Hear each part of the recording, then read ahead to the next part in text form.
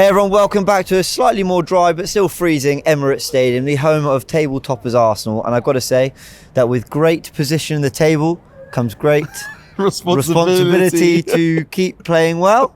We'll go with that. It's not the best quote. Yeah, Tom Holland will be proud of that. But there's expectation now. There massively is, James. There massively is. Top of the table. Watched the City game recently against Leeds and I was like, oh, please drop points. They didn't. And it's nice to be able to say that. City are chasing us.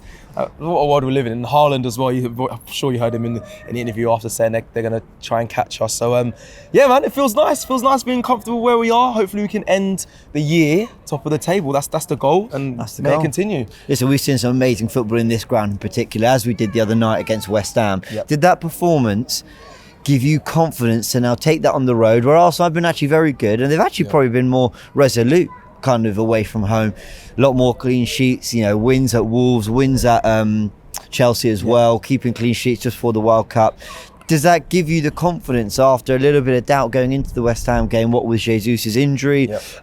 Questions around what we'll do in the transfer window, whether the depth is going to be enough, how we're going to cope with this new expectation, having lost momentum going to the World Cup. It doesn't feel like we lost momentum. So how have you taken all that going into this Brighton game? Kind of just gave me all my answers there. You're right. What you just said there, James. You're right. You didn't even need me. Don't need me here. The World Cup, I was questioning. We haven't seen that to pause the Premier League. Never seen that. It was a bit unprecedented, but we bounced back. We came. We had the last game on Boxing Day as well, 8 p.m. It's like they wanted us to lose. These TV companies doing, these broadcasters, they tried to set us up, but we rose to the challenge. And obviously the question marks over Eddie Nketiah. Will he rise to the challenge when it comes to replacing Jesus? Absolutely smashed it with flying colours. Sensational. And hopefully he's proved to a lot of the naysayers that we should get behind him. I'll keep saying on loads of streams that Mikel's trusted him.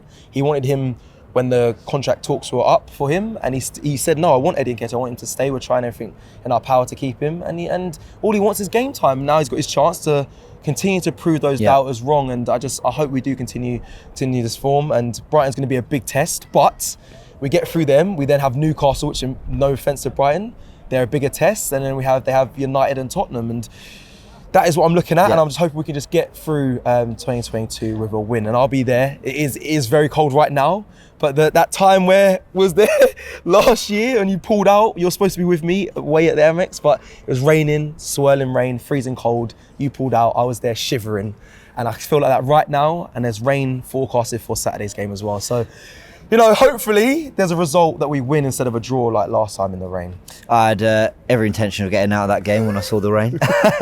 Had to play my one sick card for the year. But let me tell you this. This comes from Richard on Twitter. Okay. He tweeted, the last 4 teams to beat Arsenal in domestic competition. Right. Brighton, Man United, Newcastle, Tottenham. Arsenal's next 4 league games. Brighton, Newcastle, Tottenham, Man United. Where did you pull that one out? You had that one stored. That's it just came back to me now. But Richard on Twitter at AFC_Richard. That's worrying because this is not going to be the start to a bad run for Arsenal. I hope not. I feel like this is a completely different Arsenal side. It definitely is. I don't see that being the case, if I'm honest. It's worrying. That this lineup coming up. It's just a funny stat, and also it's like, I think Arteta sometimes used revenge to fuel things. We've seen with Ivan Toney or whatever, and I think we've felt that with games like Brentford away and a few others, Palace away, where we wanted to go right the wrongs of last season. So maybe they'll channel that again. I mean, our trip to the Amex last year, the one you mentioned that I conveniently got out of, that 0-0 draw. Oh, awful. I don't think we even played that badly. No, we didn't. I'm saying the weather was awful. Defending wise, we held out. They stuck it on us, and we were lucky not to lose that one, even though I don't think we played that. Like, we had a couple of opportunities where we could have won it despite not playing well, but we kind of came through it. But then our record against Brighton recently isn't great. In fact, before I go into all that, because I'm kind of getting ahead, let's have a little look at what we know about this game. It is the Amex Stadium, 31,800-seater stadium. You were there last season. We did some previews there as well. Fantastic ground. 31st of December, 5:30 p.m. kickoff, just before everyone in the UK is enjoying their New Year's Eve, and it's Anthony Taylor who's refereeing the game. Arsenal lead, as we mentioned, on 40 points, with Brighton in 7th with 24 points. So it's a tough one. It's tight. It's they are a side that have They beat Chelsea. They went and got a draw at Anfield. They're extremely competitive. They played very well at the Etihad despite losing 3-1. Yep. And the table reflects exactly where they should be, which is right there amongst the European places. Yeah, they're a resolute side. I believe they've only conceded 6 goals this season, James. They are very good in the defence. And is that right? That little? Yeah, but let's just now you're making me question it. You go check. Here we go. I mean, if you're right, that's unbelievable. Could it maybe since De Zerbi or something? Yeah, maybe. So have a little check for me. So yes, I can see. So that's something I know, and I know that Brighton, they are a good side. And we were talking about McAllister, obviously a World Cup winner now. Is it really not on that? 20. For sure. I mean, make up stats. So where have I got 6 from? There's 6. They've been great since they won the Champions League, and it's going to be a tough game. I knew I wasn't going crazy. Brighton they've only conceded 6 goals at home at the Amex from 2022 to 2023. You know what we redid the last one? We're going to keep this one Well, you guys don't know, this is our second take. The last one was worse, can you believe it? What must we have said in that? Exactly, but anyway, no, they are resolute at the back, and obviously they got McAllister on that side, a World Cup winner. I don't think he will be playing. Nor Casado, I don't think. No, I hear that he's supposed to be returning back after the new year. McAllister, but a good player, has been good even before his World Cup campaign. I believe Billy Gilmore will probably fill in for Casado, like he's mentioned there, he's not going to be there. Good player. They've got a good side. They've got Dunk at the back as well. Danny Welbeck, there's word that he's going to be available as well. He's likely knowing the omen of obviously being an ex-player here. Probably might pop up with a goal, which I do worry about. Did he score the penalty in the Carabao Cup game recently? I believe so, yes. That's why hopefully he's had his moment. He has a good record against us. And also Trossard as well. A player I've always liked. Was actually linked to him. I don't know when I think it was in January or last summer, but he was linked to him. Yeah. So Trossard, a good player, always one to watch. As much as I spoke to a Brighton fan recently, and he said he hasn't been so great this season, but he's a player that can cause a lot of problems. I think that's absolutely fantastic. Let's look at Arsenal's last 5. The Southampton 1-1 draw. I did turn up for that one. It was rainy, but I made it to that. Yes. Arsenal 5, Forest 0. I was at that game here at the Emirates Stadium, and then when 2 away wins in a row with Chelsea, the 1-0 win at the Bridge, we were there, and Wolves with the 2-0 win there as well, and Arsenal beating West Ham after that 5-6 week break because of the World Cup, coming back in flying style. Brighton lost 3-1 to City, beat Chelsea 4-1, beat Wolves 3-2 as well. What a game that was. They did lose to Unai Emery's Aston Villa 2-1 just before the World Cup break, but they've responded in their return with a 3-1 win at Southampton. Now, here's my kind of feeling around Brighton, which is they're undoubtedly superb, and to adjust mid-season and ultimately kind of keep the momentum going, having lost Graham Potter, I think you've got to give them tremendous credit. Let's not forget this is a side that's lost Ben White last summer to Arsenal. I feel like there's a big money signing recently that Bissouma went to Tottenham as well. So they've lost big players over the last, and their manager over the last few years. But I can only respect what they're doing. They're a side that can play multiple formations, adjust to different systems, different teams, different occasions. They're a side that can be resolute, as you mentioned, but have real quality and craft in their midfield. The likes of Pascal Gross, McAllister, Lallana, Casado, players that I really enjoy. Trossard as well. Solly March, I thought he looked really good in the Southampton game. Well, I didn't watch the game. If every highlight I watched, it felt like the best stuff was coming through them as well, through him. What a goal he scored.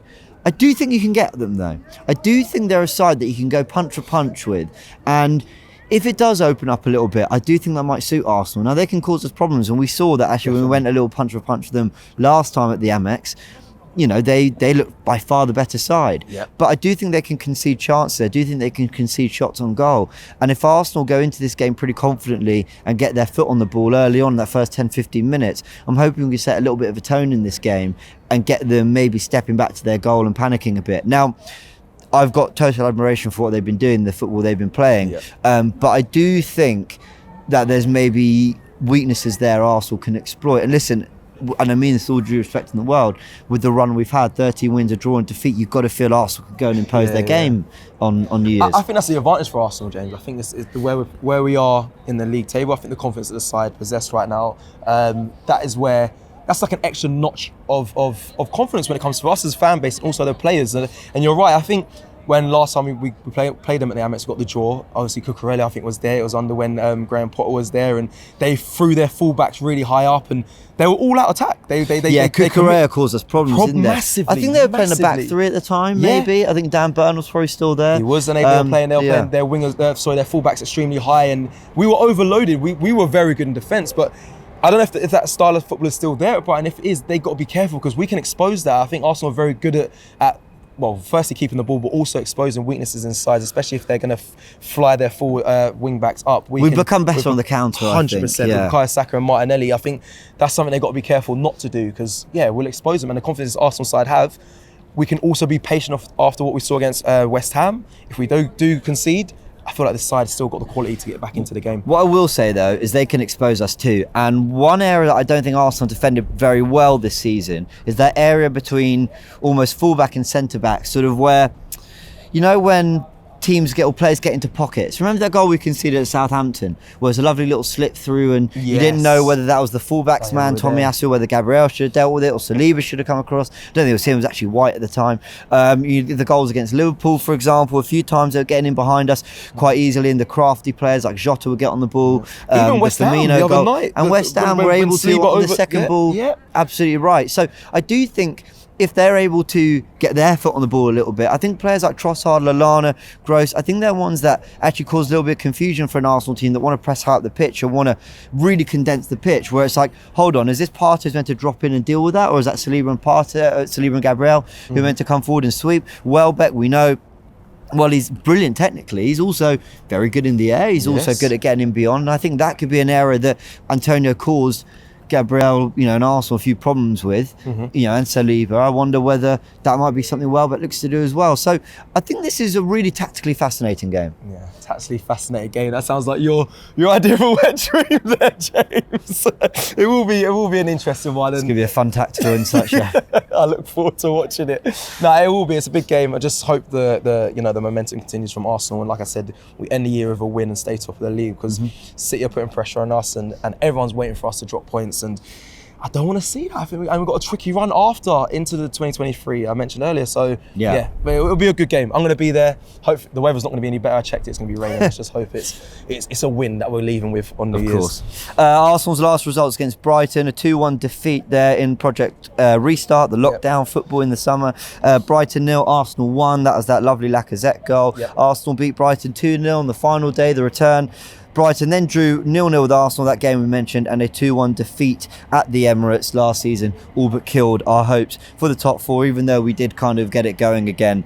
I think that was really one of the killing results for that charge. Injury news, we know Gabriel Jesus is still out, Smith Rowe out, but we expect him to be back soon, and Tomiyasu. So, I mean, that's it. I think we pretty much know what we're going in with. Zinchenko got his minutes as well, and Arsenal, I think, the cards are out there. I think Brighton will know roughly what to expect. If we can just execute our game plan, we can be confident. Okay, let's quickly end with then players to watch and a prediction. But players to watch, we can do both sides as well. Okay, Saliba for me, because I thought he looked a little rusty in the other game, and I think he'll be asked a few questions. So Saliba. Interesting. Mine's the obvious, Eddie Nketiah.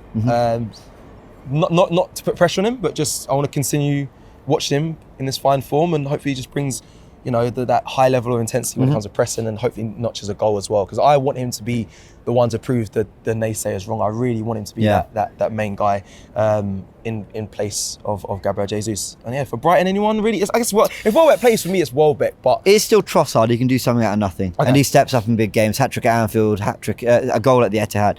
So Trossard's the one I'm looking at. But score prediction 2-0 Arsenal. Whoa! That's unlike you, sir. Well, I said it on Forever Arsenal, so why keep them waiting? A 2-0? No, it'll be tight. It'll be tight, but 2-0. But we're top of the league. If I can't back them now, when can I back them? Okay, I think 1-1. It wouldn't surprise me if we drop points. It wouldn't at all. They're a brilliant side, but I've got to back them. Yeah, mine's 1-1. I think it might be a draw. Maybe it's just a trauma from the 0-0 that I was at, and I just feel it's going to be 1-1. But if we win, it's a better surprise for me. I can enjoy my new year even more. So let's hope Arsenal, the boys, get it done, and everyone's celebrating into the 2023. All right, guys, we're going to leave it there. Happy New Year to everyone as well. Check out all the coverage on AFTV. Come on, Arsenal, let's get the win. Shop for AFTV merch at shop.aftv.co.uk. Subscribe to us on YouTube. Follow us on Instagram, Facebook, Twitter, TikTok, Snapchat, and Twitch. We've got content for every platform, so check it out.